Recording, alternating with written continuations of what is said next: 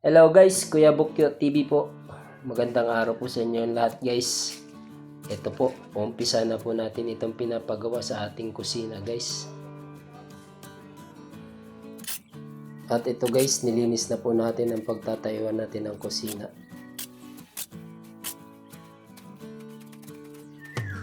Yan guys, yung mga nabulok na dahon ng mahogany dito sa kabilang lote. Dito naglalaglagan sa pwesto na to. Ayan, pataba na siya guys sa sa halaman. Ano na siya, yung compost na. At ito na nga po guys, natapos na nga po natin linisin ang pwesto kung saan naisako na rin po natin itong mga nabulok na mga dahon na ito. Ito guys, sinukay na natin itong pundasyon ng poste na gagawin natin dito sa ating kusina. Poste nga po pala guys. Ito lagyan natin ng poste kasi sasalo siya doon sa concrete gutter na gagawin natin. Konkreto nga po pala guys na gutter para hindi mabulok. Gawa ng mga dahon na naglalaglagan dyan. Minsan mga sanga na malalaki, lalo pag malakas ang hangin.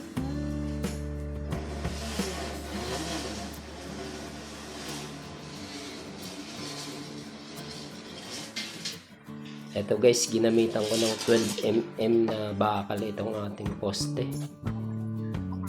4 na 12mm. Tapos ang pang-anilyo natin guys, 9mm, pwede na yun guys. Malakas na rin yun. Sukat nga po pala ng ating poste, 25 by 25 cm.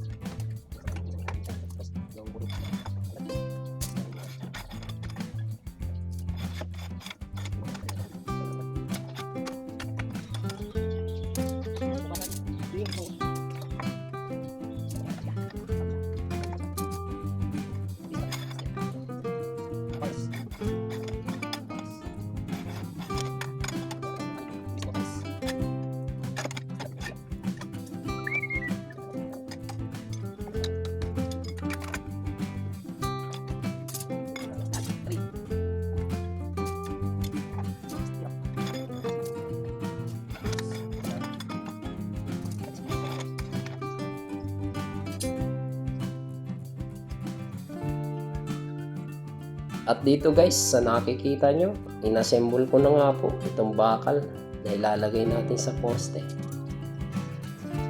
Ayan, medyo umuulan pa ng mga panahon niyan guys, kaya medyo malamig ang panahon.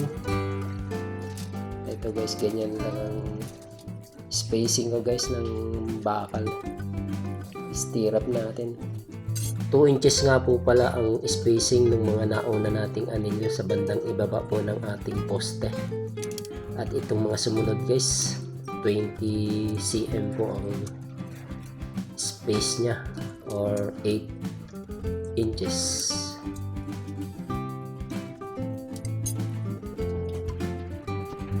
At dito guys, nagtabas na rin ako ng plywood na pamporma natin sa ating poste.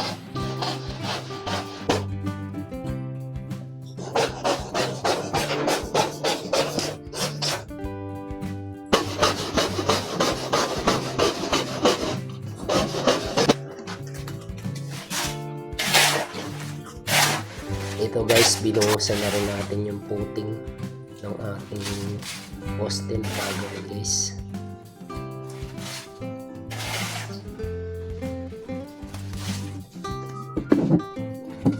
At dito guys, binubuo na ni Kuya Bukyo TV yung forma sa bubuhusang poste.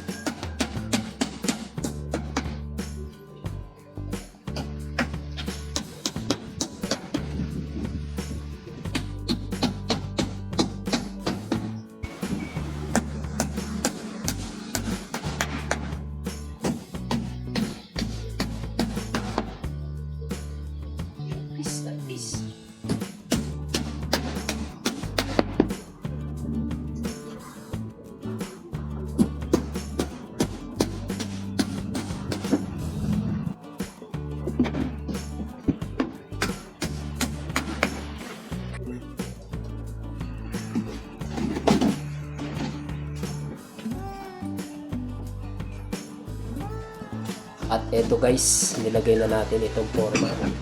Tapos lagyan natin ito ng mga brace para matibay itong ating forma ng poste. Pagkatapos nating lagyan ng brace guys, buhos agad yan guys.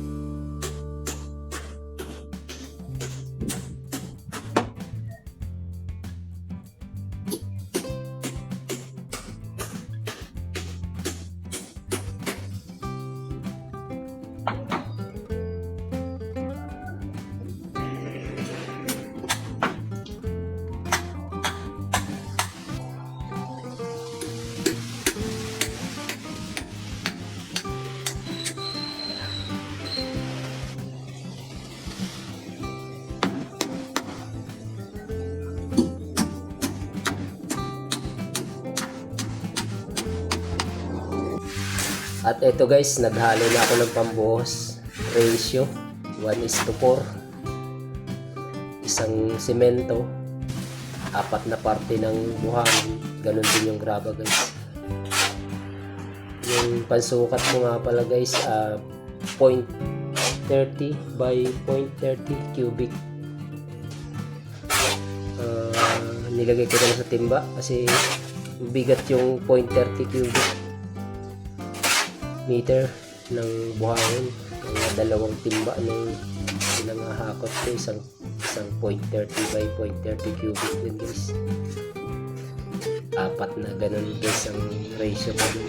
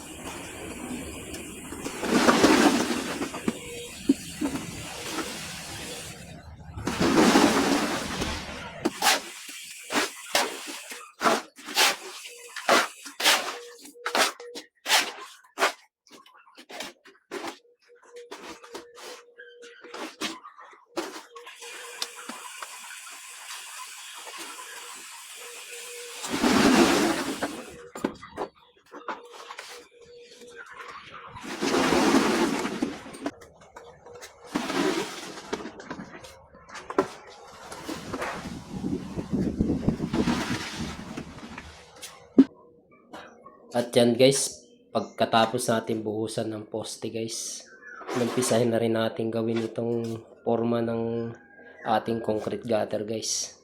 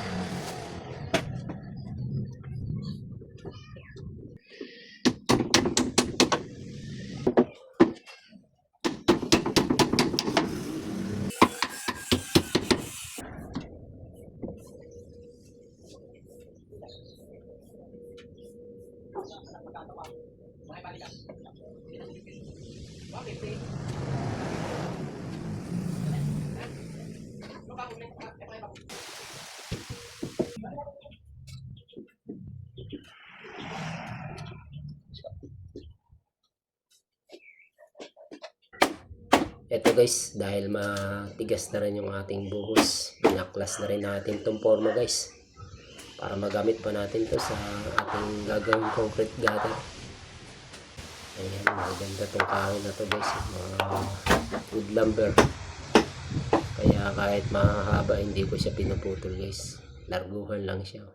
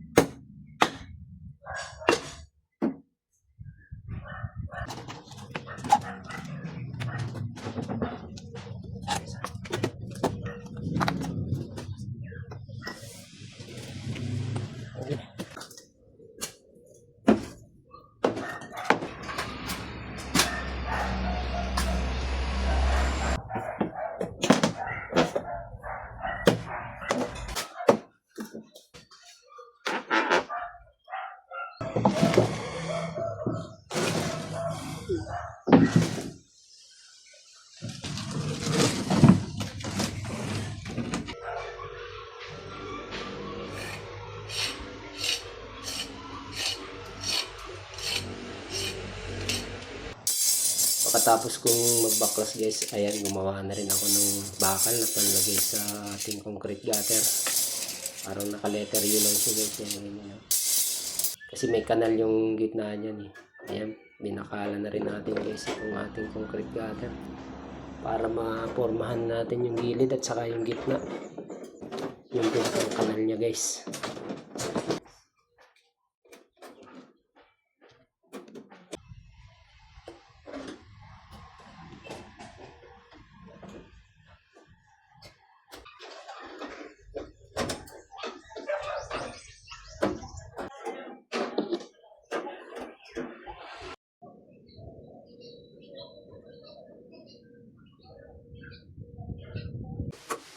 At dito guys, ginawa ko na rin itong forma ng ating concrete gutter. Ayan, ito yung mga pinagbaklasan natin dito sa ating poste na binuhusan.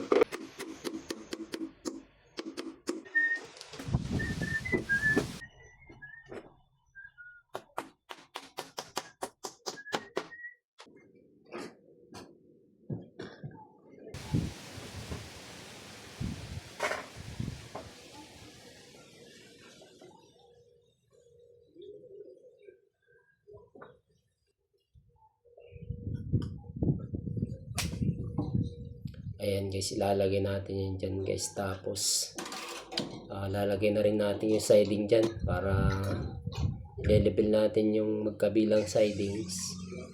Tapos yung lalagyan natin ng kahoy sa ibabaw yan guys, para hahawak sila sa ating panggitna na yan. Kailangan talaga levelado yung magkabilang gilid yan guys,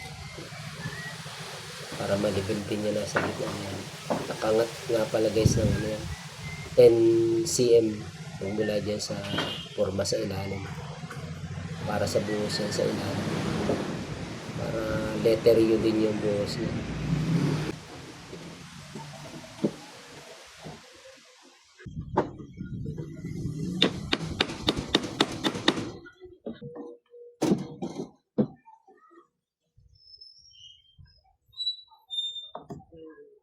At ito nga guys, kitang-kita nyo naman, enjoy na enjoy ako sa pagpoporma guys. Kasi pulsipol pa tayo guys dyan.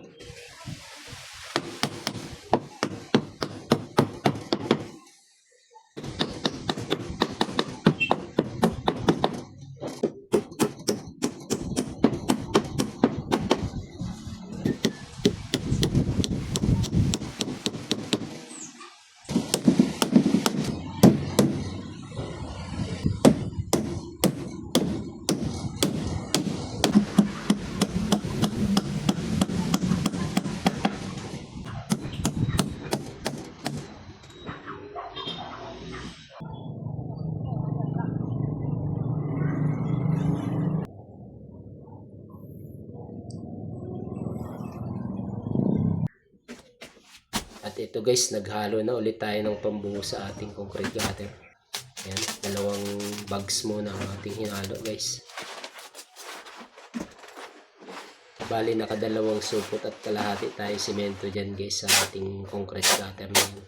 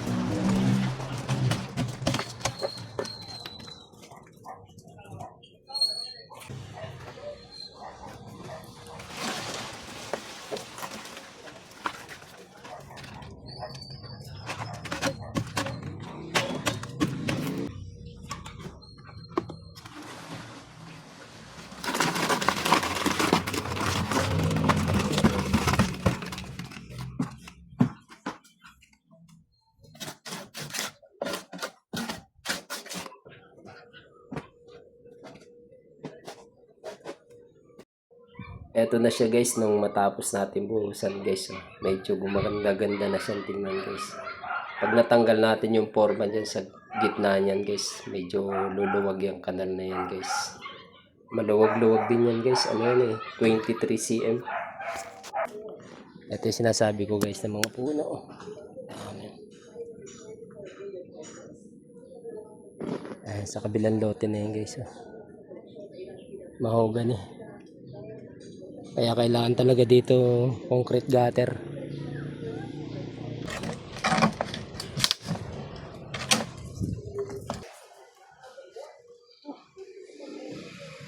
At yun guys, tapos na po ang ating concrete gutter guys. Nabuhusan na po natin, nabaklas na rin yung forma. At dito ko na rin po tinatapos itong aking video, part 1 po ng paggagawa ng ating kusina. Meron pa pong part 2 guys. Ayan, gagawa na po tayo ng bubong. Lalagyan na po natin ng bubong itong kusina na to guys. At yun guys, kung kayo po ay bago pala sa aking YouTube channel, please subscribe at pakihit na rin po yung notification button bell. Thank you very much po. Ayan, maraming salamat.